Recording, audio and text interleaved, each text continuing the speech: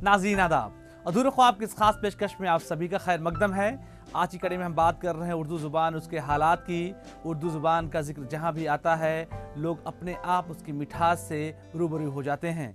इस ज़ुबान का जब जिक्र होता है तो अपने आप दक्कन का जिक्र आता है और उसके बाद लखनऊ और दिल्ली का जिक्र आना भी लाजमी है।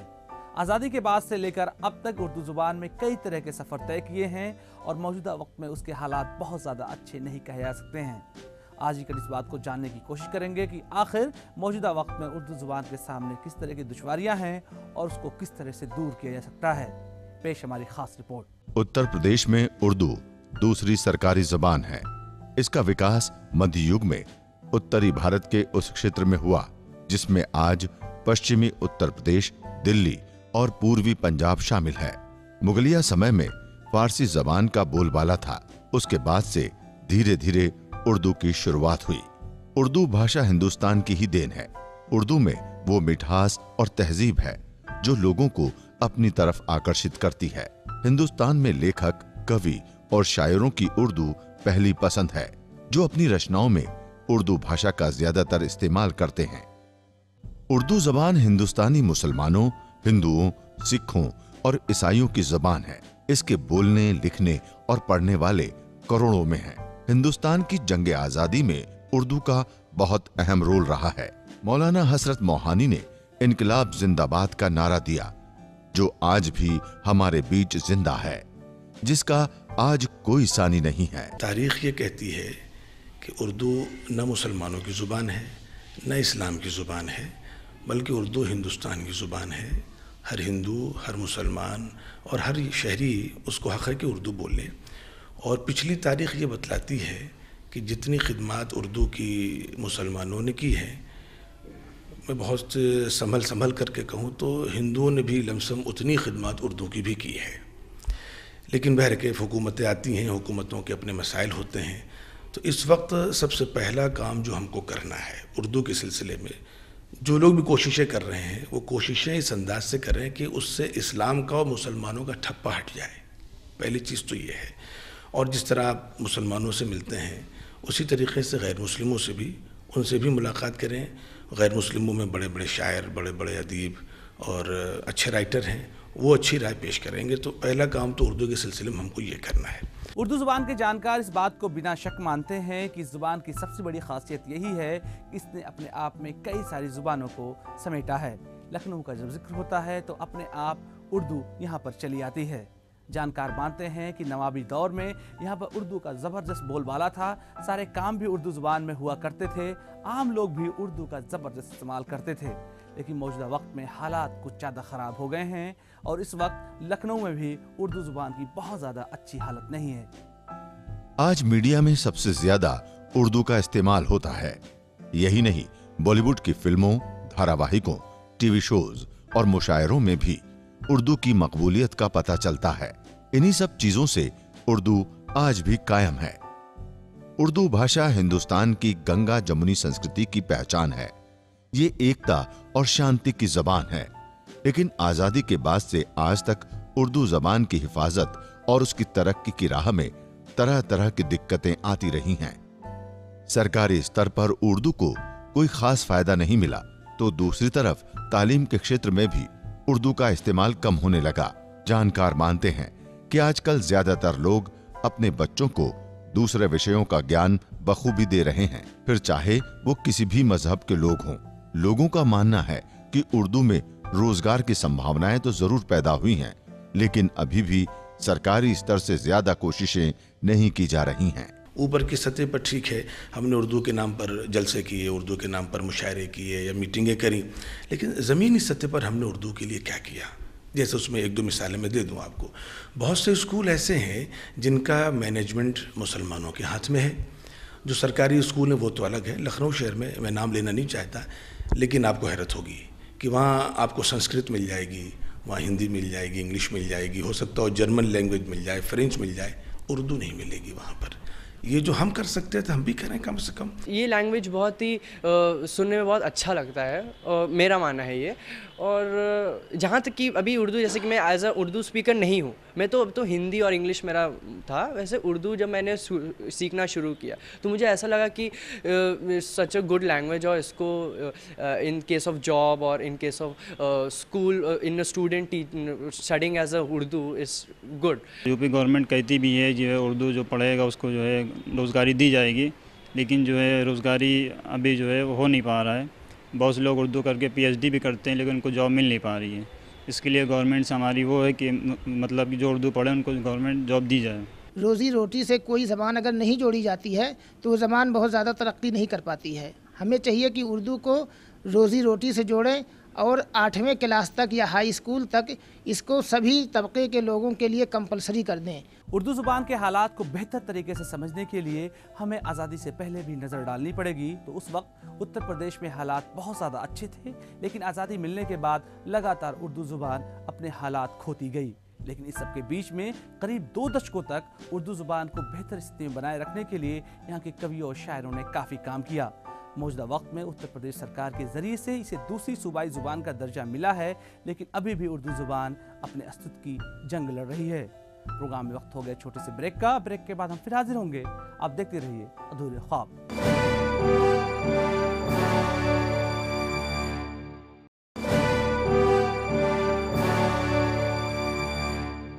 ब्रेक के बाद ख्वाब प्रोग्राम में आप सभी का एक बार फिर से खैर मकदम है। उर्दू ज़ुबान की हालात की जब बात होती है तो सबसे पहले बात साफ तौर से निकल करके सामने आती है कि आखिर सरकारी मदद कितना मिल रही है।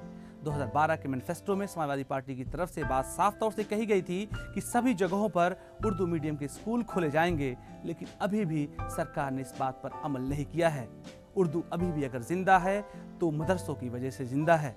मदरसों में उर्दू पढ़ाई जा रही है और शायद यही बड़ी वजह है कि लोग थोड़ी मोड़ी उर्दू पढ़ करके उसको अपने घरों में जिंदा रखे हुए हैं। उत्तर प्रदेश में भले ही उर्दू भाषा को दूसरी भाषा का दर्जा मिला है, लेकिन एक बात ये भी देखी गई है कि सरकार उर्दू से मोहब्बत का दम तो भरती है, लेकिन उर्दू की तरक्की का कोई ठोस कदम आज तक नहीं उठाया गया। सरकार जहां दूसरी जुबानों के साथ जो सलूक कर रही है, कम से कम उसी लेवल का सलूक उर्दू के साथ भी करे।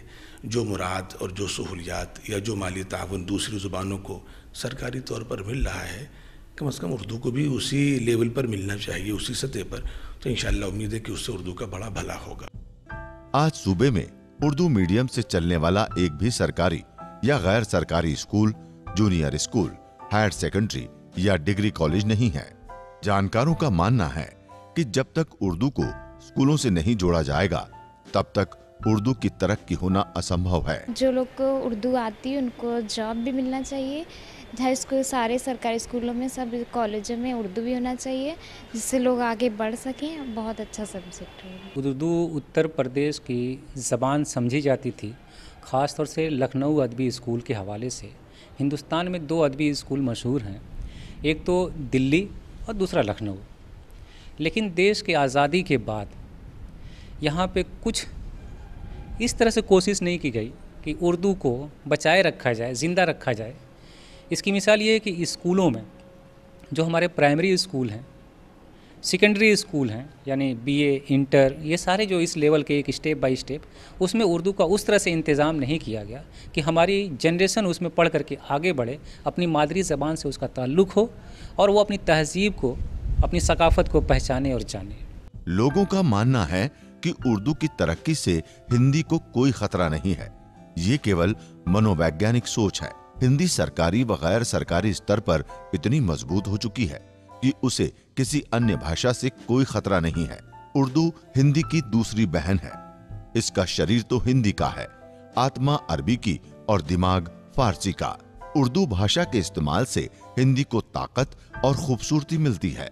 कई नवीन विधाएं उर्दू ने ही हिंदी को दी हैं, जैसे गजल और गीत। मुल्क की बदकिस्मती इस बात से बढ़कर कुछ भी नहीं हो सकती है कि इस मुल्क ने उर्दू ज़ुबान को ज़िंदा किया, वहाँ पर उर्दू ज़ुबान अपने ज़िंदा रहने के लिए लगातार कोशिशें कर रही है, जबकि बाहरी मुल्कों से आकर के लोग उर्दू ज़ुबान को सीखने की कोशिश कर रहे हैं। न सिर्फ लखनऊ में बल्कि हिंदुस्तान के कई शहरों में मौजूदा वक्त में लोग उर्दू ज़ुबान सीखने के साथ साथ उस पर अमल करने की कोशिश कर रहे हैं।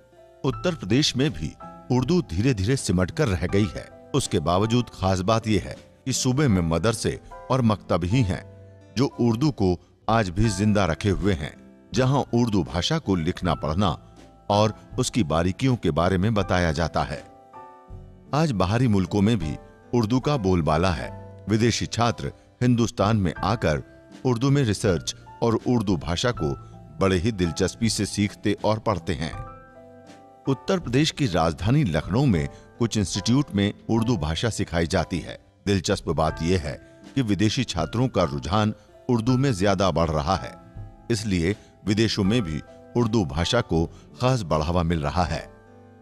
उर्दू के जानकारों का मानना है कि जब तक उर्दू जबान को रोजी रोटी से नहीं जोड़ा जाएगा, तब तक उर्दू की तरक्की होना नामुमकिन है। इसके लिए सरकार के साथ साथ आवाम को भी सोचना होगा। उर्दू हमारे जो उत्तर प्रदेश की एक पहचान है और हमें मतलब ये उम्मीद करता हूँ अपने गवर्नमेंट से कि उर्दू के लिए कुछ ऐसे मतलब प्रोफेशनल कोर्स या अलग से चलाएं और उस जॉब ओरिएंटेड रहे, जिससे आगे चल करके लोगों को, जो आजकल जैसे क्या हो रहा है कि लोग कंप्यूटर तो सीख रहे हैं, लेकिन कंप्यूटर के साथ साथ उर्दू भी एक लैंग्वेज होनी चाहिए, क्योंकि आने वाले समय में जैसे उर्दू की भी एक हमारी पहचान बने आगे चल कर। तो मैं मतलब ये उम्मीद करता हूँ कि गवर्नमेंट कुछ ऐसी स्कीम चलाए कि उर्दू भी आगे प्रमोट हो। गवर्नमेंट की तरफ से एक तरह से जॉब्स वगैरह देनी चाहिए, और जैसे आजकल हो रहा है कि टाइपिंग वगैरह तो हिंदी इंग्लिश में तो होती ही है, अब उर्दू में भी कहते हैं गवर्नमेंट को निकालनी चाहिए कि उर्दू में भी टाइपिंग हो, तो कहते हैं जो लोग बेरोजगार हैं उनको रोजगार मिलेगा। उर्दू जुबान का जिक्र आते ही हर कोई इस बात को साफ तौर से मानता है कि ये काफ़ी शीरीन जुबान है, सीधे जुबान से दिलों में उतर जाती है, लेकिन इस बात को कोई भी नहीं मानता है कि आखिर इसको रोजगार से क्यों नहीं जोड़ा जा रहा है। जानकार इस बात को साफ तौर से मानते हैं कि जिस जुबान को रोजगार से जोड़ा गया है वो मौजूदा वक्त में जिंदा है, और जिसको रोजगार से अलग किया जा रहा है वो लगातार ख़त्म होती जा रही है।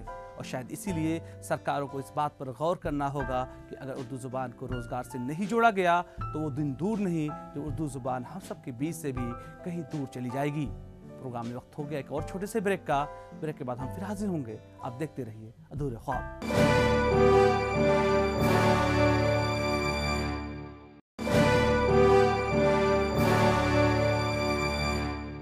ब्रेक के बाद अधूरे ख्वाब प्रोग्राम में आप सभी का एक बार फिर से खैर मकदम है। नाउम्मीदी के बीच में उम्मीद भरी खबर यह भी है कि उत्तर प्रदेश सरकार के जरिए से उर्दू अकादमी का गठन किया गया है, जिसका खास मकसद है कि उर्दू ज़ुबान का प्रचार प्रसार करे, साथ ही इस बात का खास ख्याल रखे कि उर्दू की ट्रेनिंग भी उन बच्चों को दी जाए जो ज़रूरतमंद हैं।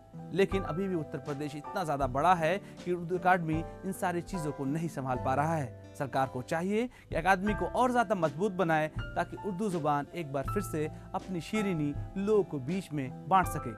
उत्तर प्रदेश में उर्दू भाषा के विकास के लिए सन 1972 ईस्वी में राज्य सरकार द्वारा उर्दू अकादमी की स्थापना की गई। उर्दू अकादमी निम्नलिखित उद्देश्यों को पूरा करने में सक्रिय रही है, जिसमें उर्दू भाषा व साहित्य की प्रगति, विकास एवं प्रसार, उर्दू में बच्चों से संबंधित बाल साहित्य का प्रकाशन, उर्दू विषय में तालीम लेने वाले छात्र छात्राओं को छात्रवृत्ति, लेखक साहित्यकारों तथा शायरों की पुस्तकों पर पुरस्कार की व्यवस्था की गई है। इसके अलावा Urdu coaching school, Urdu computer centre, Urdu पुस्तकों पर पुरस्कार भी उर्दू अकादमी देती है। उर्दू अकेडमी का रोल हमारे समझ से तो बहुत अच्छा रहता है, और जो भी स्कीमें यहाँ नाफिज की जाती हैं, लागू की जाती हैं, तो वो ज़्यादा से ज़्यादा वो कारगर होती हैं। हमारे यहाँ बच्चों को बहुत सारी स्कॉलरशिप वगैरह दी जाती है, कंप्यूटर सिखाए जाते हैं, और कंप्यूटर के शोबे में बहुत सारे बच्चे हमारे कंप्यूटर सीख के दूसरी जगहों पर रोज़गार से जुड़ जाते हैं। उर्दू के जानकार यही मानते हैं कि जब तक लोग अपने बच्चों को घरों में उर्दू की तालीम नहीं देंगे, तब तक उर्दू के विकास में दिक्कतें आती रहेंगी। उर्दू ज़ुबान के साथ उसकी तहजीब भी जुड़ी हुई है। एक बड़ी महज़्ज़ब ज़ुबान है उर्दू। बड़ों का अदब कैसे किया जाए, छोटों से कैसे गुफ्तगू की जाए, ये अगर निज़ाम हम अपने घरों में राज करें, जो हम नहीं कर पा रहे हैं। मुझे हैरत ये है कि हम घरों में भी अंग्रेज़ी बोलते हैं। हमें अंग्रेज़ी से कोई दुश्मनी या कोई नफ़रत या उससे कोई हसद नहीं है, लेकिन ठीक है, अंग्रेज़ी को अंग्रेज़ी की हद तक रखा जाए, उर्दू को उर्दू की हद तक रखा जाए। जब तक हमारे यहाँ उर्दू ज़ुबान घरों में बोली जाती थी, आप देख लीजिए, बड़ों का अदब एहतराम बाकी था, जब से अंग्रेज़ी ज़ुबान आई है और उर्दू ज़ुबान के सिलसिले में घरों में गफलतें हो रही हैं, तो बड़ों के अदब एहतराम में भी अच्छी खासी कमी आ गई है। हम ज़्यादा से ज़्यादा रसायल को ख़रीदें, अखबारों को ख़रीदें, अपने खुद पढ़ें, बच्चों को पढ़ाएं। अगर हम इस तरह से अब नहीं पढ़ेंगे तो हमारे उर्दू के अखबार कौन पढ़ेगा। दूसरी बात, बच्चों का सवाल है कि जब बच्चों को हम इंग्लिश मीडियम पढ़ाते हैं तो उन इंग्लिश मीडियम स्कूलों में भी एक सब्जेक्ट उर्दू के तौर पे ज़रूर पढ़ाएं। तीसरी बात ये कि जो सरकारी इदारे होते हैं वहाँ पे जितने नोटिफिकेशन होते हैं सब उर्दू में निकाले जाएं, ताकि उर्दू जो तबका है उसको उसकी पूरी जानकारी मिले कि सरकार की फलाही स्कीमें कौन कौन सी हैं, किस तरह से आ रही हैं, समाज को क्या क्या फ़ायदा हो रहा है, किस तरह का फ़ायदा हो रहा है। जब तक इस तरह से उर्दू में इश्तिहार नहीं आएंगे, उर्दू में फलाही तरीक़े नहीं चलाई जाएंगी, तो उस तरह से कुछ नहीं होगा। सरकारी स्कीमें सिर्फ हिंदी अखबारों तक आएंगी तो लोग नहीं समझ पाते हैं। हम ज़बान सिखाना चाहते हैं, लेकिन ज़बान सिखाने के लिए हमारे पास कोई तरीक़ा या कोई फार्मूला नहीं है।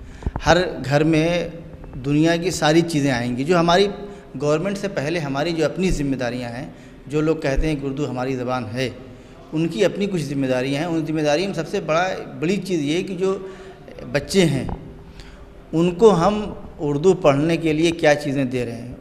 हर आदमी अपनी हैसियत और से ज़्यादा अच्छी स्कूल में पढ़ाने की कोशिश करता है, अपने बच्चों को ज़्यादा फ़ीस देता है, और उससे कहीं कम में अगर बच्चों को घर में आप न पढ़ाएं तब भी अगर घर में किसी घर में उर्दू की किताब ही नहीं है, जब उर्दू की किताब नहीं है तो बच्चे पढ़ेंगे क्या। राजनीतिक कारणों से भी उर्दू को काफी नुकसान हुआ है। उसके बाद भी उर्दू के चाहने वालों की तादाद में कमी नहीं आई है। इसका अंदाजा इसी से लगाया जा सकता है कि उर्दू पूरे दक्षिण एशिया की एक प्रमुख भाषा है। 20वीं सदी के आरंभ से पहले राष्ट्रीयता की भावना पैदा हो चुकी थी। उसकी झलक साहित्यकारों की कृतियों में भी मिल जाती है, जिन्होंने उर्दू भाषा के जरिए काफी कोशिशें की हैं।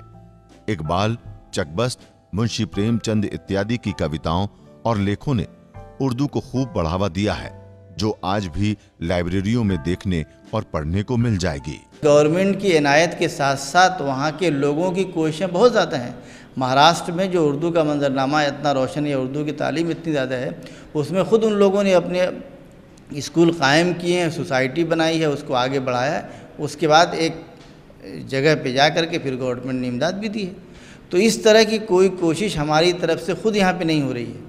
अगर हम करें, हम उसके लिए संजीदा हो करके, बजाय कि हम अखबार में बयानबाजी करें, इधर करें उधर करें, एक मुस्बत और तामीरी काम के तौर पर हम इसको कोशिश करें तो मेरे ख्याल से ये चीज़ें हो सकती हैं। देखा जाए तो उर्दू जबान को हमारे लेखक, कवि और शायर आज भी जिंदा रखे हुए हैं। लेकिन सही मायनों में अगर उर्दू जबान की तरक्की होनी है तो सभी मजहब और हर वर्ग के लोगों को उर्दू को बढ़ावा देना होगा। इसके साथ ही सरकारी कोशिशें भी जरूरी हैं, तभी शायद हर एक की जबान पर उर्दू की मिठास आ पाएगी। जो मुराद या जो सहूलियात सरकार दूसरी ज़ुबानों को दे रही वो उर्दू को भी दे। जो स्कूल मुसलमानों के हैं कम से कम वो अपनी यहाँ उर्दू को नाफिज करें। जो मुस्लिम बस्तियाँ हैं या गैर मुस्लिमों की बस्तियाँ हैं, दूसरे अखबारात मंगाती वहाँ उर्दू के अखबार भी मंगाने की कोशिश करें, और कम से कम एहसास कमतरी से अपना दामन छुड़ाएं।